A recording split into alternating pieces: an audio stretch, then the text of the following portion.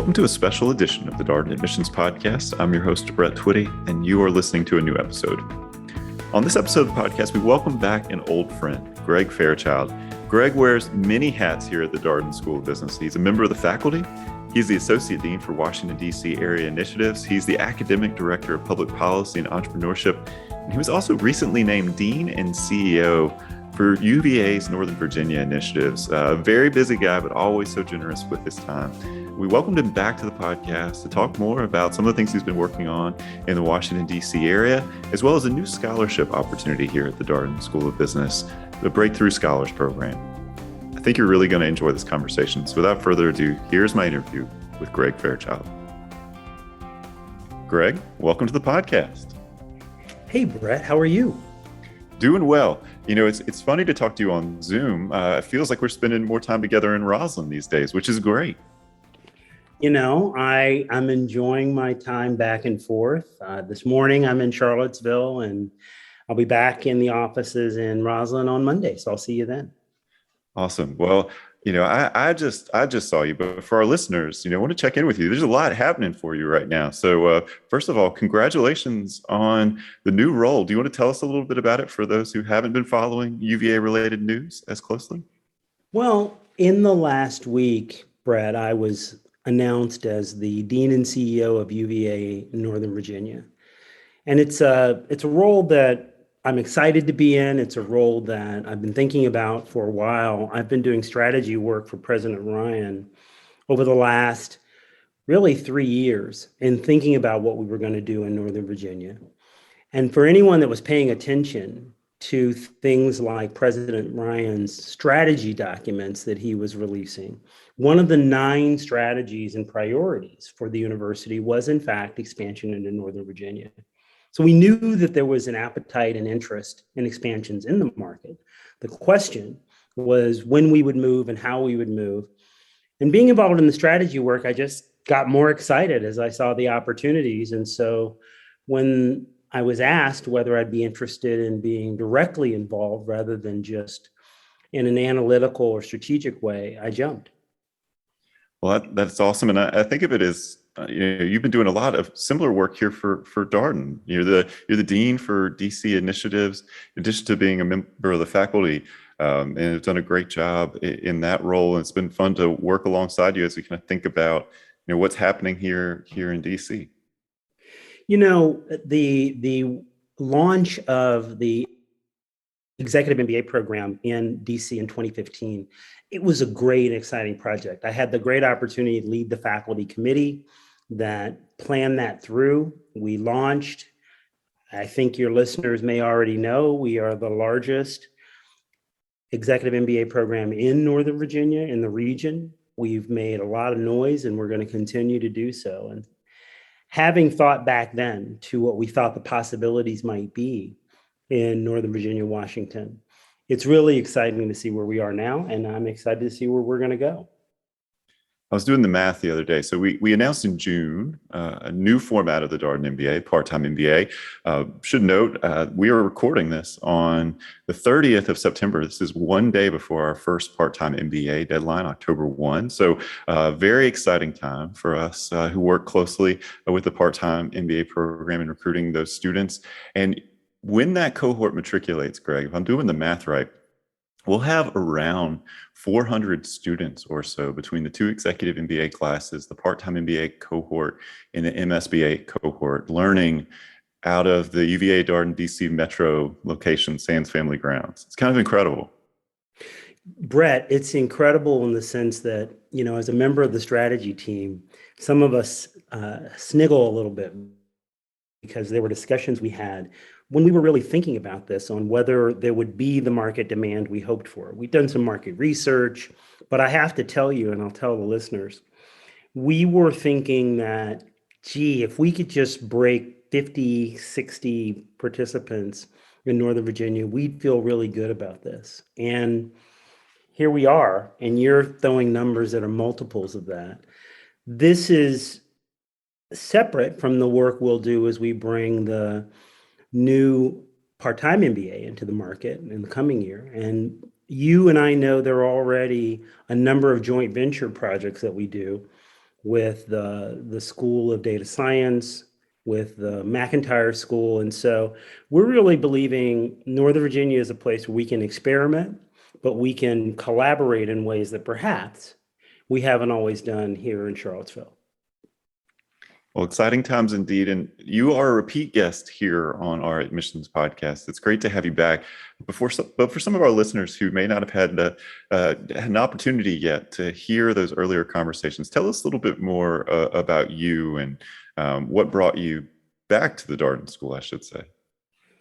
Well, Brett, you had the benefit of my long-term story.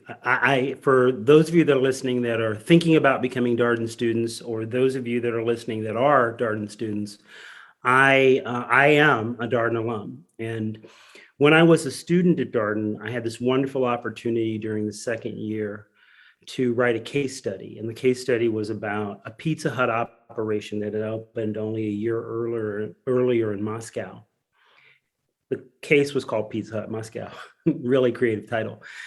But the case, I had the great experience of seeing it taught during my second year by a wonderful professor who just retired, Elliot Weiss. And I just caught the bug of, I loved the classroom as a student, but the idea of watching the learning happen was exciting for me. A little bit after that, a few of the faculty started recommending to me or talking to me about getting a PhD. At the time, I wasn't as interested in doing that because I was heading on to be a marketing person in the cosmetics and fragrance world. Went on and did that, but eventually I did apply to the PhD, and I came back to Darden, what is now 21 years ago. And it's been a great run. I've seen old friends, people I've known for years. I've met new friends, people that I now feel like I'm a part of their lives and they're a part of mine. And I've been a professor here largely in entrepreneurship and certainly in the strategy area. But you and I, Brett, share a long-running dialogue about fiction literature. And believe it or not, listeners, that's something I've also had the wonderful pleasure of doing over my 10 years, over the last 10 years at Darden, is teach an elective called Business Ethics through Literature. And it gives me wonderful excuses to read novels on a regular basis. Well, Greg, I want to ask about a class that I noticed in the elective listing for the Executive MBA program. And the title is something like, "What would I do differently or have done differently?" And it caught my eye because, well, normally classes are titled something like investments or the consulting method or something like that, much more sort of direct. What would I do differently? I'm like, oh, I wonder what that's about. And then I read the description, and it sounds like such an interesting class. Tell us a little bit more about this class. Well, it's a new initiative. So, Brett, listeners, stay tuned. We'll have to tell you how it comes out.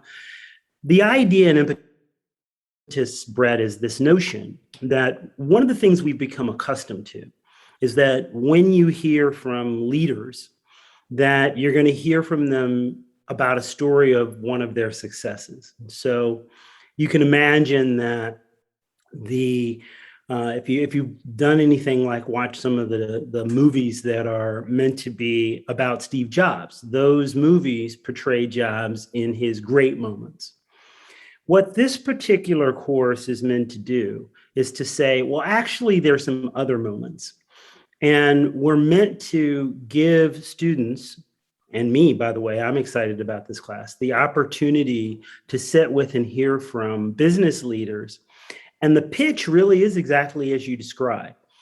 The students will come into the room, they'll have a case in front of them, and the case will leave a cliffhanger. It'll be a case that says Brett Twitty was deciding how he would think about a given challenge. For you, it might be the way you think about staffing and deploying your admissions team. And the students will read through the case, and the case will have a richness in it where there'll be 2 or 3 options that could be debated that Brett Twitty could choose to follow. And the way we'll do it is we'll lead a discussion where the students will do what we do all the time. They'll try to put themselves in the seat of the protagonist. The nuance for this particular class is that we're actually going to have the protagonist in the room. We've recruited 14 really significant business leaders, so CEOs of companies, presidents of companies, and they're going to be in the room and they're going to say, hey, let me tell you about this time I was deciding on this decision. I could have chosen door A, B, or C. And the students will give their thoughts. And then toward the end of the class, the guest of the day will say, well, here's what I did, or here's what I didn't do, and here's what I learned. And by the way, a number of those stories will be about mistakes that they made. That's a lot of vulnerability for a class. I would imagine for someone to come in and say, let's talk about, maybe one of my not so great days in front of a, group of people. That's maybe not the easiest thing for folks to do. You're so right. And we were so surprised when we first started rolling the idea out to these CEOs. I'm with you. People have this notion that what they're doing is historical. And so since what they're doing is historical and it becomes legacy, oftentimes they want the story to be the most amazing one. One of the CEOs we talked to said, not only did she leap at this opportunity, but she said, one of the things she faces is that her communications team or her PR team or her legal team are often worried that if she says certain things in certain settings, even things that acknowledge error, that those things will end up hurting the company in some way. So she's often discouraged. What she's excited about is that this is going to be a closed space, it's going to be a closed room, and she's going to have a really, to use your word, vulnerable conversation with the audience. Where did the inspiration for this class come from?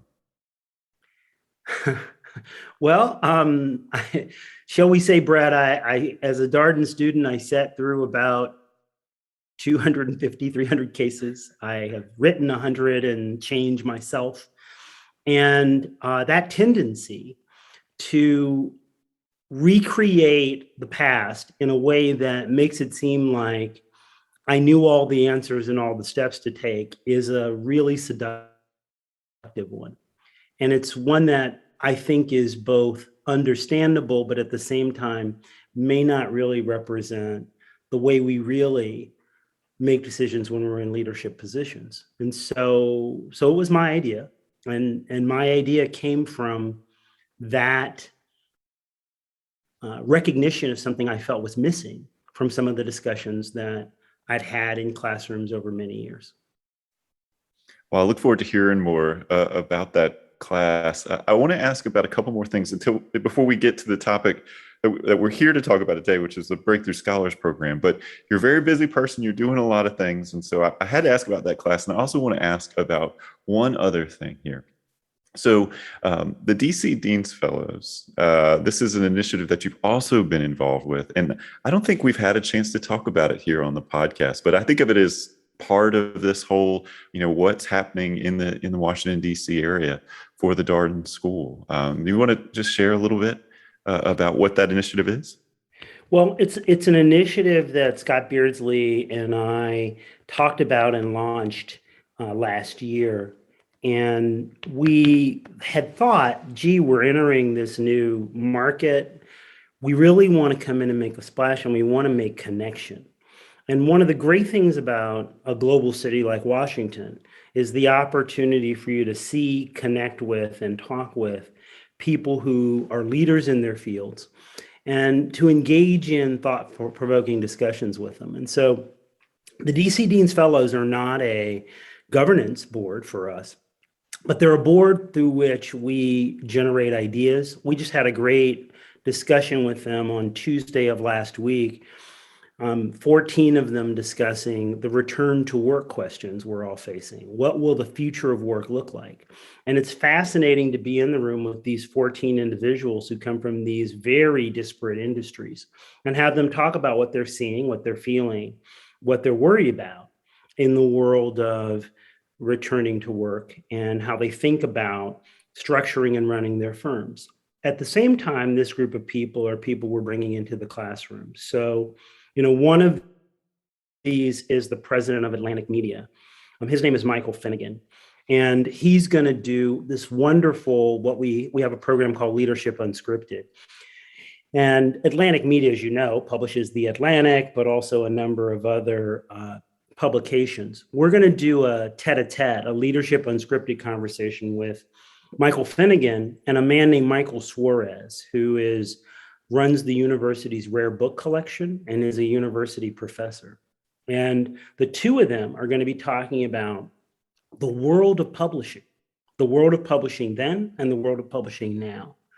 And we're looking forward to that. That's one of the ways we engage the DC Dean's Fellows. Another DC Dean's Fellow is Paula Kerr, the current president of PBS. And she's going to be speaking before one of our Women in Leadership programs. Also DJ Nordquist worked for the World Bank for the Economic Innovation Group. She's going to be talking as well in that Women in Leadership program. And so we're really bringing forth this range of leaders to share their perspectives. We do that all the time, but we have this wonderful cluster of people who are in DC. And here's one more thing. They're excited about getting to know each other. So when they're in the room together, it's amazing to see them pulling over and having a cup of coffee and then talking about things they'd like to work on that have something to do with Darden, but may have nothing to do with Darden. That's really cool. Well, I appreciate your touching on that. It's one of those things, there's obviously news about it this summer, but with you here on the podcast, I couldn't pass up the opportunity to talk about it. And I'm sure we'll be hearing more. It sounds like we've got at least a Leadership Unscripted series in our future.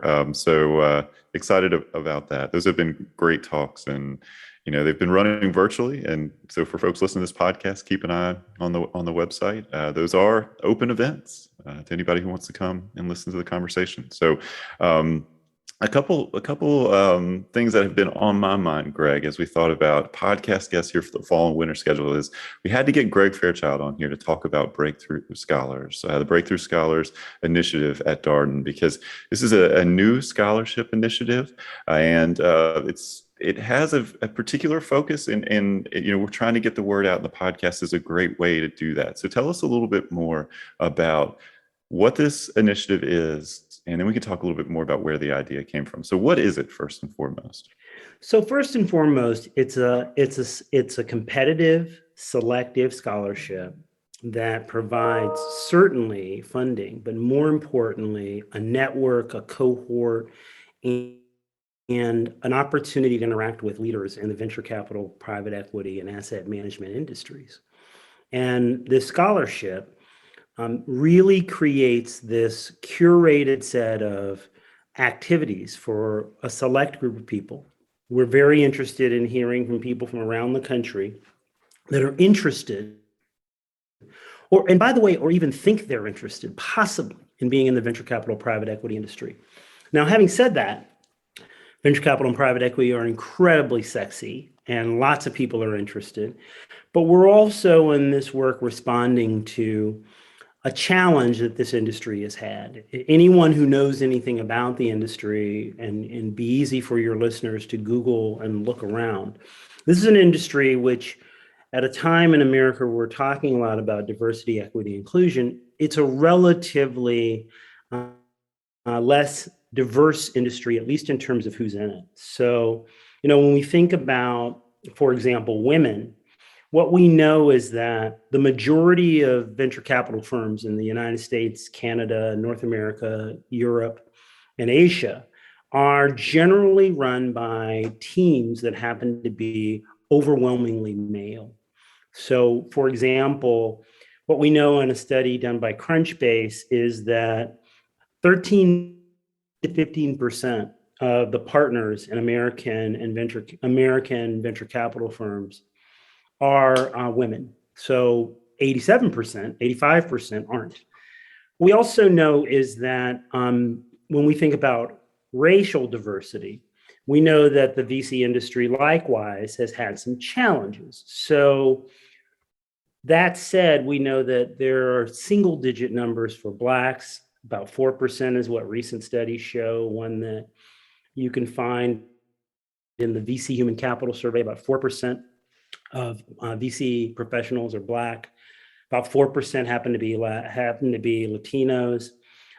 Asian Pacific Islanders have much higher percentages, sometimes around 19%.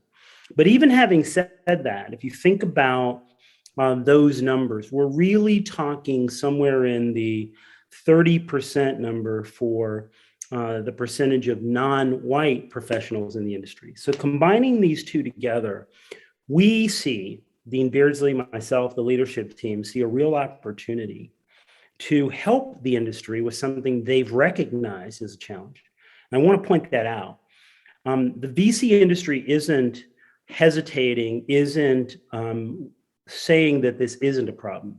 There are a number of prominent VC professionals and firms, Blackstone, Goldman Sachs, the Yale Endowment, for example, who have come out and said this is something that needs to change. And as they've been looking for partners to help them actually effectuate this change. And that is where academic institutions like Darden come in. This is something, we're in the business of producing talent. And what we're going to do is we're going to start attracting talent that wants to go to these industries so that we can be a funnel. We're also going to help prepare that talent because the industry is still a mystery to a lot of people. One more thing. There have been a lot of discussions about diversity and equity and inclusion in the United States over the last few years. I don't want us to miss the importance of the venture capital industry in helping to grow economies. It's a strategically important industry for the growth of innovation, of entrepreneurship, and technology. What we also know is that studies not only show that there are a lack of diverse professionals in the industry, but there's also a lack of diverse dollars. So estimates are that about 2.5% of all VC dollars go to women-led firms, and estimates are that less than that go to firms run by Latinos or Blacks. And so we think that by changing the demography of the field, we can help change the demography of who gets invested. And that, we think, means our economy will grow faster and all of us will benefit by having a more inclusive financial system.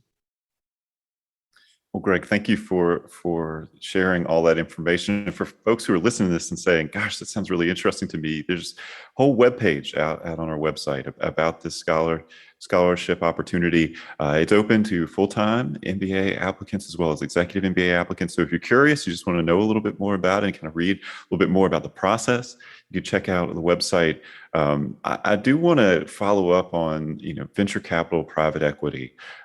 These are things when you start entering this kind of business school world, you hear these terms a lot, but I think just folks don't quite know sometimes what it means and maybe afraid to ask, excuse me, what does a venture capital firm do? What does it mean to work in private equity? So let's take that first thing first. Venture capital. What does that mean? What does that look like, Greg? Well, you're so right, Brett, about the lack of awareness. It's a phrase people have heard and they know there's energy around it and they hear big numbers being thrown. But I don't know that a lot of us, some of us grew up in households where venture capital was talked about at the dinner table, but a lot of us didn't. I certainly didn't. When I arrived at business school, there weren't a whole slew of people that were thinking about venture capital or private equity, but goodness gracious, those were new terms to me. What I can tell you is that the field, as it were, is a group of individuals that operate as brokers. So they create firms that have a role in helping to connect capital that wants to be invested. So let's say the UVA investments. We have a company called Uvemco that runs the UVA endowment. And that company may want to invest in some firms. And those investments that they'd like to place in those firms are ones that they'd like to have some help in doing that. They'd like to have some firms that help them figure out where the best places are to put those dollars and where those dollars can help and assist in that economic innovation and growth that we talked about. And so in general, Brett, listeners, that's the notion behind these firms. I could say more that many of them are of a limited time period in terms of their financial structure or their legal structure. But venture capital has tended to mean those types of firm investments that are indeed more innovative, new, startup, and if I would say, risky. Hence the venture capital notion. The other phrase you'll hear people talk a lot about is private equity. And private equity is a little different, though sometimes these words are used interchangeably. Some in the field will tell you a private equity firm is also deploying dollars to these privately held firms, but that a private equity firm might be spending more of its time looking at firms that are already established. So if a business owner that's listening, she needed some money to help grow her 7-8-year-old firm to the next level, she might have gotten venture capital dollars at the first 7 years, but she might need private equity dollars later on. And then there's just a larger umbrella. So we're talking about these being nested in some ways, and that's called asset management. And asset management can mean a lot of different types of assets. It could mean real estate assets. It certainly could mean and does often mean public equities, things that you can find on the exchanges here in the United States and overseas. It can also mean other types of assets that people might want to trade or want to grow in value. Well, Greg, I appreciate that overview. And I always think about prospective business school students when we have conversations like this, because you know a little bit about my story. I came from a law school background to work at Darden business school environment. And all of a sudden, people were talking about all these industries and jobs and roles I had no idea about. And that was, I came from a law firm, law school, what do lawyers do, to this whole new environment. And, it can make you feel a little bit out of place or a lot out of place if people are talking about stuff and they say, this is exactly what I want to do. And it's something you never even heard of. So I appreciate your sharing that information. And you'd mentioned, so we talked, there's a scholarship component, but you also mentioned that there's support for students through the Breakthrough Scholars Program. I want to talk a little bit about that. What does that look like for people who are breakthrough scholars at Darden? So Brett, you've talked so well about the sense that people in business school in general are figuring it out. We know that people are, hey, I'm not sure, I might want to go this way, I might want to go that way. We know that. And we know that there's certain fields that they can find more information about or know more about than others. Venture capital, private equity, or some of the fields that, again, are a mystery for many. So if you're a listener right now and you're thinking, gee, I don't know anything about this industry, that shouldn't deter you from being interested in applying for the Breakthrough Scholars Program. I want to first make sure your listeners know that, Brett. But then secondly, I wanted to say that when you think about this program, we are recognizing that some of the people that are attracted to the field just don't have all the answers yet. I'll go further and say some of the people that are in the field don't have all the answers yet. So what we've brought along with the scholarship are a number of things to buttress the individual's package. We want the person coming out on the back end to be, well, as buffed and sheened and ready to go as we can possibly make it. So we believe that that's a few things. We believe that's a rigorous selection process on the front end. We likewise believe that we want to have educational programs that can generate the types of understanding of the financial and non-financial aspects of these industries. Turns out, my colleague Elena Lutskina has been a part of what's been launched, which is the Darden Venture Capital Initiative. And I encourage your listeners to read about it, or I encourage you to talk to Elena, Brett, yourself. But that's a second body of work. Now, on top of those two things, we're also offering curated small group gatherings for the breakthrough scholars and professionals in the field. Some of these are now shaping out to be dinners at private equity firms' locations. Some of these are, because Zoom is a way we can reach across time and space, Zoom calls with women, for example, who are leaders in the industry already. Some of these are case discussions that, again, are for this group. We believe that that will give them depth, knowledge, and network ties that'll be important as they try to break into this industry. And then we also have this idea of an independent study project each of the breakthrough scholars would do during their second year. One of the things we all face when we go interview is people want to know, well, what do you know about my firm, but also how can you be of help to me? And so our idea is that these independent studies will be ones that will focus on a project, a body of work, a portfolio that each of the breakthrough scholars would have to show to firms. It might be a pitch deck for a certain form of investment. It might be a deep, detailed quantitative analysis they've done of 2 or 3 companies. And that portfolio that they'll have, they can talk about it when they're interviewing, but they can also show it to some of the professionals as an example of the quality of work they can do that could benefit them were they to join their firm. Well, Greg, I think of this conversation here as almost part of the conversation, a continuation of the conversation we had with Rodney Sullivan on the Experience Darden podcast. It's our most recent episode. It's last week's episode. I feel like one of the privileges that I have as the host of the admissions podcast is I'm learning about all the great things going on at Darden and kind of a front row seat to talk to like really important stakeholders who are doing great things and helping facilitate great opportunities for students and breakthrough scholars. It feels like one of those things, absolutely, for not just the scholarship component, but all that support that you just detailed and all the opportunities that come with this program. So you'd mentioned sort of next steps, research, mentioned the website. Any other things you would recommend for someone who wants to learn more about the industry or try out, am I interested in this? Sure. Where might someone go? I've always said reading is great. When I was young, the internet didn't exist, so the availability of information you will have on the internet is broad.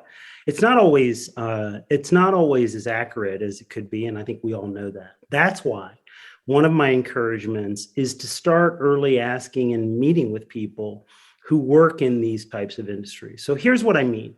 One of the advantages a young person has is that you can approach a professional and say, hey, I'm not looking for a job, but I would like to talk to you about what you've done and how you've done it. It's something I did years ago when I was thinking about getting an MBA. And I was thinking about becoming a brand manager. I called up some brand managers. When I was thinking about getting a PhD and becoming a professor, I did the same thing. The first thing I would say is, yes, do your research, but second, reach out. Find someone in your local area, find someone in your LinkedIn network, find someone who went to your undergraduate school and say, hey, I see you work in this industry. Could I talk to you? Next, I'd encourage you to look at the breakthrough scholars we have at Darden in our pilot this year. They're people you could talk to about what they're experiencing and the degree of preparation they may have had or didn't have as they came in. And third, my colleague Elena Ludskina and my colleague Robin Swift are both great to talk to about the larger venture capital, private equity, asset management initiatives we have at Darden. I also think a little bit about the clubs and organizations that we have at Darden. We've had the Entrepreneurship and Venture Capital Club leadership here on the podcast before. We also, on the Executive MBA side, interestingly enough, one of the sort of emerging student organizations that we have is a Venture Capital Club. They just had a panel discussion in Roslyn, feels like maybe a couple weekends ago, with VC private equity panelists talking about the industry, what's going on, what they're seeing, tips for people who want to break in. It was great to be part of that conversation as someone who's admittedly just learning about all of this myself. And it was great to be able to kind of hear directly from people who work in the industry every day. So Greg, I would be remiss if we didn't talk a little bit about books. Now, we have done a whole podcast episode about books, which is still one of my favorite podcast episodes we've had here on the Admissions Podcast. But I have to ask, what are you reading right now?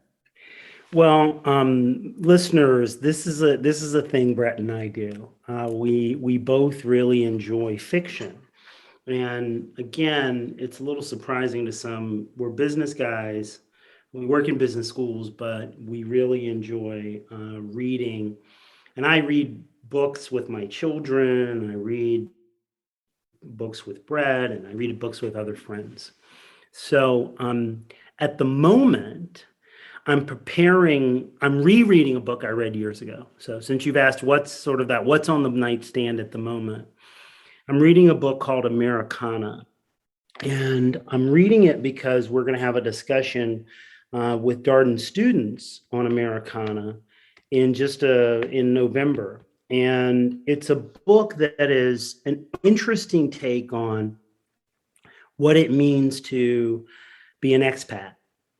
And so it's a book that's about a Nigerian woman living in the United States, living in the Princeton area, going to Princeton, and some of her experiences actually, certainly within the United States, but also her experiences in interactions with Black Americans.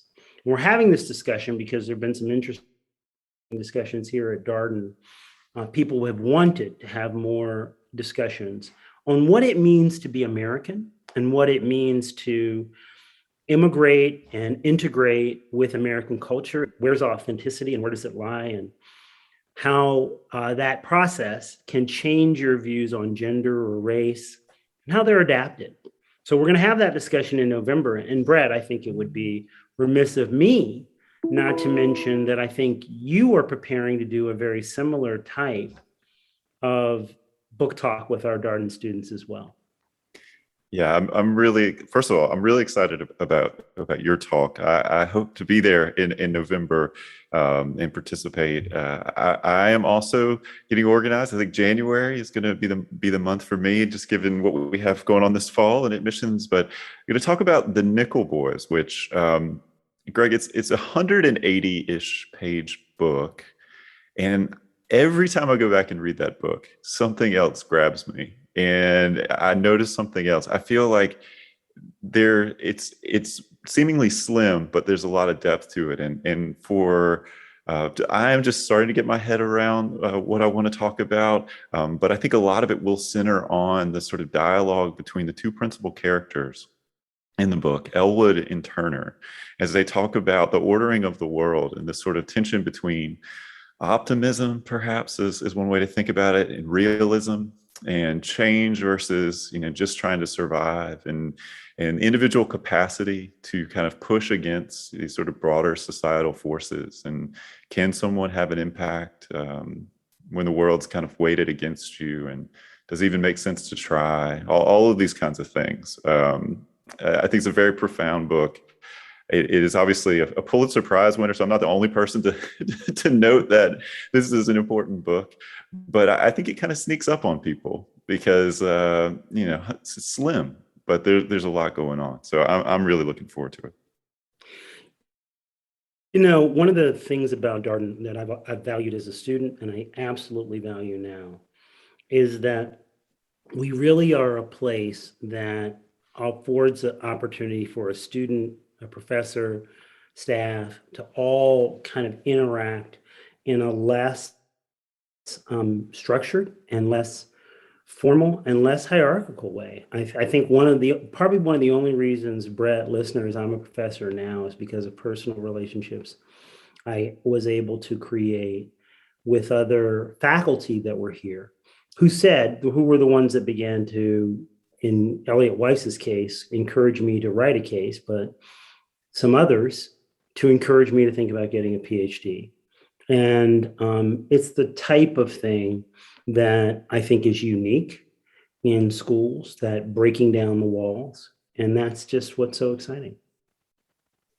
Well, Greg, I know you've got a lot on your plate. You're a very busy guy, but thank you for always making time for the podcast. It's been great catching up with you here. We talked about it all. I think we talked about your new role. We talked about all the exciting things that are happening in DC. Talked about breakthrough scholars. I still want to do that oral history of Darden and the Washington DC metro area. So it's still out there for a future podcast. But thank you for coming on the show. Not at all. And listeners, if you're thinking about Darden, again, we're a place where we can be connected to you in ways that perhaps may not happen in all the places that we hope it does, but we take it very seriously. So whoever you are, I look forward to meeting you. And that was my interview with Greg Fairchild. As always, if you have any comments, suggestions, requests, anything you'd like for us to cover here on the podcast, we're all ears. We can be reached at Darden, that's DARDEN, @virginia.edu. Until next time, stay safe, be well, and thanks for listening.